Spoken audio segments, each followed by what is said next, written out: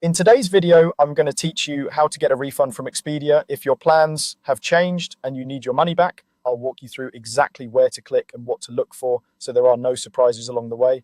We'll use the Expedia website for this walkthrough, and I'll point out a few helpful tips to make the process smoother. Start by opening your browser and going to expedia.com. Give the page a moment to load fully so the navigation appears correctly. Using a desktop or laptop makes the layout a bit easier to follow, but the flow is similar on most devices.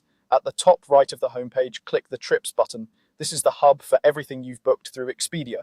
Depending on your setup, you may be prompted to sign in so Expedia can pull up your reservations. That's normal. Just continue so you can see your upcoming travel. Once you're in, you'll be looking at your Trips dashboard. From here, choose the Booked section. This view focuses on active reservations that haven't been completed or cancelled yet. It helps you quickly find the trip you want to change without sifting through past or cancelled items. Now select the flight you want a refund for.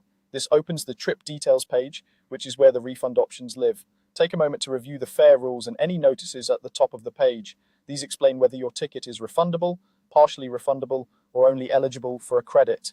Policies can vary by airline and fare type, and many basic or promotional fares have restrictions, so it's worth reading the fine print shown here. Look for a button or link labeled cancel, refund, or something similar. Click it to see your options.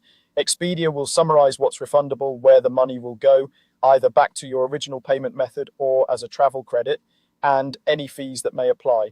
If you see a full refund to the original form of payment, great. If you see a credit, that means the airline or fare rules limit cash refunds, but still let you reuse the value later. Review the amount carefully before you proceed.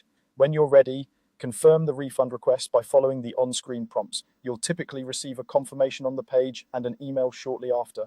Refund processing times can vary. Many card refunds appear within several business days, though some airlines take longer to release funds. Keep the confirmation for your records and check your statement to verify the refund posts as expected. That's the complete flow to get a refund from Expedia. Straightforward, clear, and all in one place.